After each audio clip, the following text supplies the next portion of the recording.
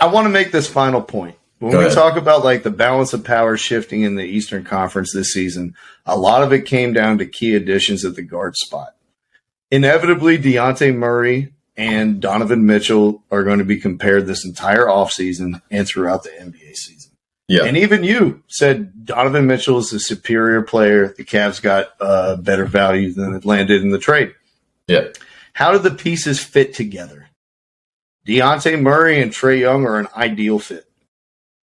Dejounte Murray does everything on defense that Trae Young does not. He'll guard the point of attack. He'll play the passing lanes. He's an excellent rebounder at the point guard spot, which we sorely missed with Kevin Huerter playing there and Bogdanovich and whatnot. Yeah. He absolutely fills all the gaps that Trae Young has on defense. Offensively, my biggest qualm about Trae Young is that he's James Harden or John Wall without the ball.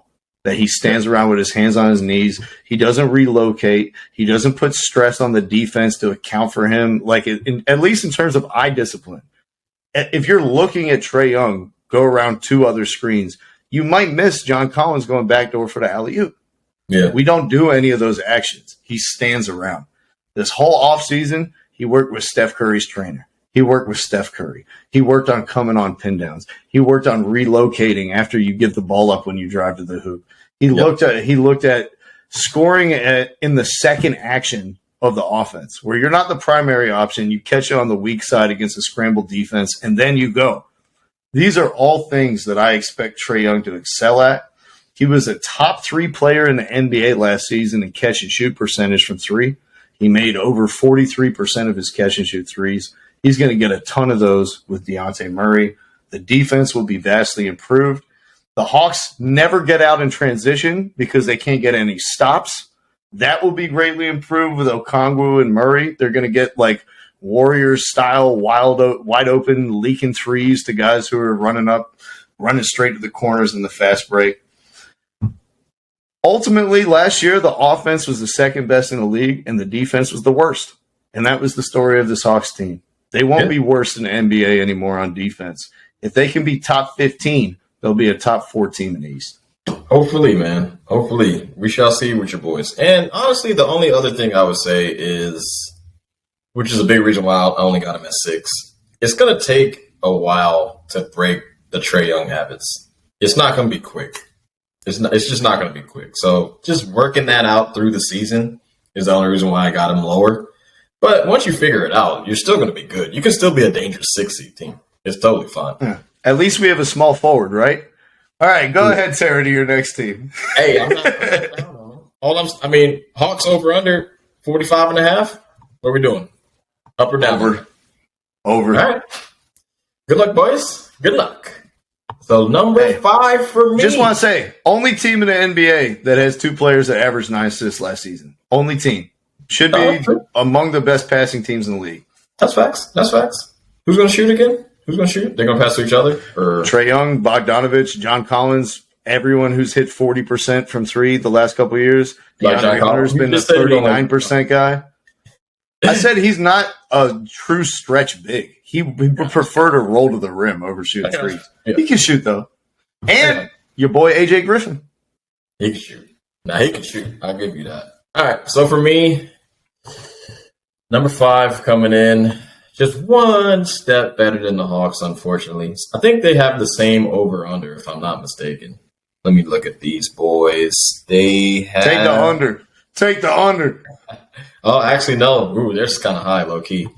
Number 5, I got the Cleveland Cavaliers. The over-under sits at 47.5 wins, which seems a little high because it's a new team. Even though I get it, all the guys were together last year, but you're adding a big addition that's going to have a lot of the ball. So that's an interesting one. Donovan Mitchell is a fucking outstanding offensive basketball player. He's got the ball in his hands. Yeah, pretty much. He's a top 15 guy. You're adding a top 15 guy. So, you don't think he's the 15th best player in the league? We're doing this again? I'm going to just keep going. I'm going to just keep going. So, you add Donovan Mitchell, and Kevin Love has kind of embraced his, veteran leadership coming off the bench. I love that type of shit from him. Jared Allen, bona fide all-star. Don't know why the Nets fucking traded him. Darius Garland shipped Colin Sexton out to fucking Utah. Good on you. Garland's good, bro. He's really fucking good. He can pass. He shoots all right. I feel like he needs to shoot more, to be honest. And sometimes when I watch him, I'm like, bro, take that shit. Like, he passes a lot, but he's a good player. And then, really, the only big question is, like we were saying, they need a small forward. The three. They need somebody that can actually do something. And they gave away a lot of threes, like, in these trades and shit. So I don't understand what the fuck they're doing. I'm sure they'll figure it out somehow. I wish I would have caught like a preseason game just to see how they look, but I don't know, man. Like when you have somebody, I'm sure between the guy out of UVA who can't make a layup or shoot threes and Dean Wade, they'll figure it out. Who do you think is going to start out of them? Dean Wade. Probably. I don't know. I mean, they still got Karis LeVert. They added Robin Lopez. Karis LeVert's going to play 3 on a team that has Darius Garland and Donovan Mitchell in the starting lineup? Are you fucking crazy? Listen, here's the thing, Terry. I just don't think people realize the value that Lauri Markkanen had to this team last season.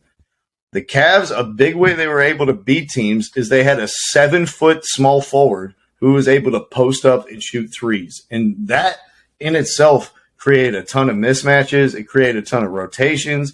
Suddenly, Mobley and Jared Allen are eating on the offensive glass because there is a bigger player guarding Lowry. None of that's going to happen this year. There's no beating switches because Lowry could post up. There's no space in the floor because your 3 can shoot. You're going to ask Mobley and Allen to have a lot more skill, to have to punish mismatches on the block. They don't have the offensive arsenal to this point. They don't have the perimeter defense. I can see this team being a play-in team with Chicago, not being a playoff team with Atlanta. We shall see, bro. Hey, over under 47.5. I'm just saying. Under? All right. Okay. Cavs it's a 500 team to me, bud. This is the opposite of the Grizzlies. It's like their top 4 is spectacular. Well, the rest of their team sucks. Hey, man, it's all good. I just don't like when your bench team has Love and Rubio. Like you're just not gonna lose. Like they just don't do dumb shit. They're veterans. Like they're 10-year vets in the league. Like I trust them completely. There's going to be no more throwing the ball at their point guards' heads this season. Is that what you're saying? Kevin Love is going to act like he's at the state fair and he has to knock down some metal milk cartons. Okay. You're not as high on them. You think they're playing, but in no scenario you don't like 48 and 34 isn't crazy for them. If Evan Mobley's the best player, that's the scenario. He does a lot more than he did last year. You ask him to do a lot more and he can handle it. That's the scenario. Thank you for listening to our podcast this evening. Thank you. You're far too kind.